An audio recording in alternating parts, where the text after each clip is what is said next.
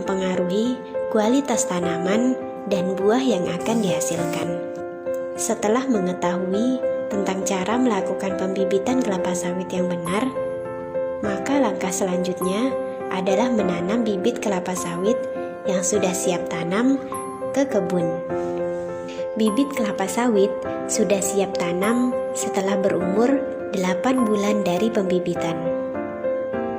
Dalam cara bertanam sawit, yang harus diperhatikan adalah jarak tanam antar pohon dan bentuk segitiga sama sisi sehingga memungkinkan adanya gang dari segala arah. Jarak tanam yang dianjurkan adalah 9 meter antar tanaman. Hal ini selain untuk memberikan ruang tumbuh bagi pohon kelapa sawit, juga memberikan ruang bagi akar-akar kelapa sawit agar tidak saling berebut nutrisi makanan pada tanah.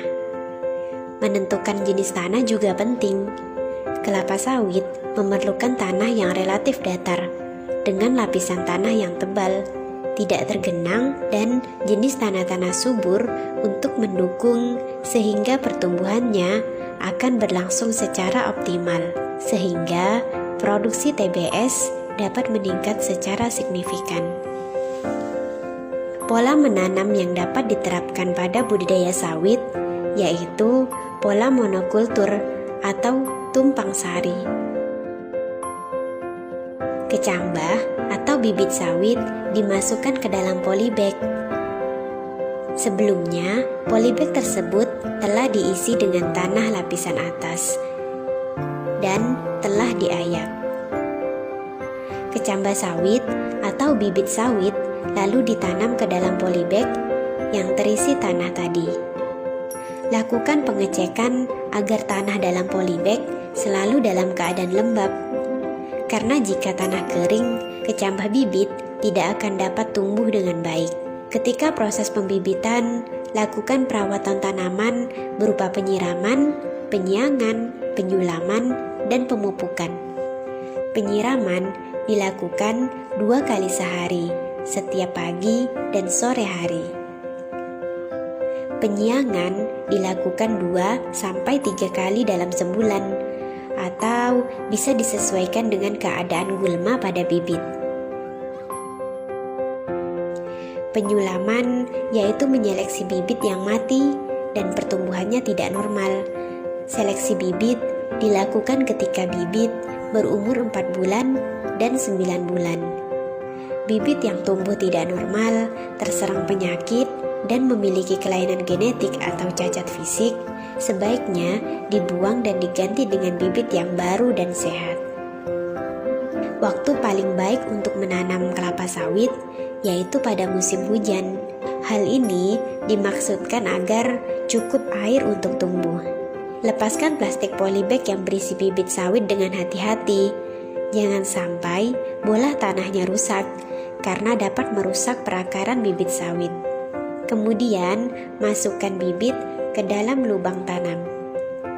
Pemberian pupuk pertama dilakukan pada awal musim hujan, yaitu September hingga Oktober. Dan yang kedua, pada akhir musim hujan, yaitu Maret hingga April. Pemberian pupuk pada kelapa sawit merupakan salah satu kegiatan yang sangat penting untuk tujuan mempertahankan produksi buah sawit. Pohon kelapa sawit biasanya berbuah sekitar 2 minggu sekali. Artinya, pemilik perkebunan kelapa sawit akan panen setiap 2 minggu sekali. Akan tetapi, setiap periode panen tersebut, buah sawit yang dihasilkan tidak selalu sama banyak. Bisa jadi meningkat pada 2 minggu pertama dan mengalami penurunan pada minggu keempatnya. Kondisi ini dapat dikarenakan oleh prosedur pemupukan sawit yang belum optimal. Dibutuhkan sekitar 4 tahun bagi pohon kelapa sawit untuk menghasilkan buah yang sesuai untuk panen. Setiap pohon kemudian akan terus menghasilkan buah hingga 30 tahun. Pada saat yang sama, mereka akan tumbuh sekitar 12 meter. Buah kelapa sawit tumbuh dalam bentuk tandan padat, masing-masing memiliki berat antara 10-25 kg dan setiap buahnya berisi begitu banyak buah sawit. Pohon produktif yang sehat akan menghasilkan 12-14 tandan buah setiap tahunnya. Setelah matang, buah akan berubah menjadi berwarna oranye kemerahan yang cerah, menunjukkan bahwa buah ini siap dipanen. Warna oranye tersebut berasal dari konsentrasi beta-karoten yang tinggi, pigmen organik yang juga terdapat pada wortel, ubi jalar, dan labu. Pada waktu panen setiap bulan, setiap tandan buah segar harus dilepaskan dengan menggunakan sabit yang sangat panjang, yang memungkinkan pemanen harus terampil menjangkau pohon yang tinggi. Buah paling matang yang mengandung minyak paling sedikit, yang jatuh terlepas dari kelompok buahnya adalah yang paling bernilai tinggi. Setiap buah sawit dapat mengandung 25 hingga 30% minyak. Itu menjadi salah satu alasan mengapa kelapa sawit adalah tanaman biji minyak yang paling efisien di dunia. Setelah panen, tandan buah segar dikumpulkan dan diangkut ke truk untuk dibawa ke salah satu pabrik kelapa sawit. Masing-masing dari buah dalam tandan buah segar itu terdiri dari inti sawit yang dikelilingi oleh daging buah. Di pabrik kelapa sawit, sangat sedikit buah yang terbuang sia-sia karena pabrik tersebut mengubah setiap buah kelapa sawit menjadi minyak kelapa sawit dan minyak inti sawit. Bahan-bahan inilah yang pada akhirnya akan menjadi bahan baku dari banyak produk yang kita lihat di rak-rak supermarket dan yang kita nikmati setiap harinya. Limbah dari setiap buah sawit pun didaur ulang di perkebunan sebagai pupuk atau diolah sebagai bahan bakar biomasa. Serangan hama dan penyakit pada tanaman pun memang tidak dapat dihindari. Di tingkat yang lebih serius, serangan ini berakibat pada busuknya tanaman dan pada akhirnya binasa. Hama dan penyakit yang biasa menyerang tanaman kelapa sawit yaitu ulat api, hama kumbang, hama tikus, busuk pangkal batang, daun menguning, dan cincin merah.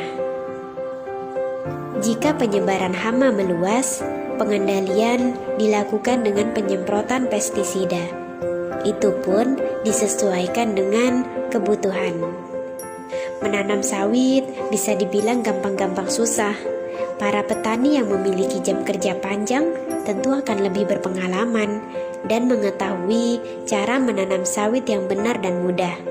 Akan tetapi, bagi yang baru ingin mencobanya, tentu akan menemui banyak kesulitan dan permasalahan di lapangan. Oleh karena itu, jangan mudah menyerah dan hadapi setiap kesulitannya sebagai pengalaman.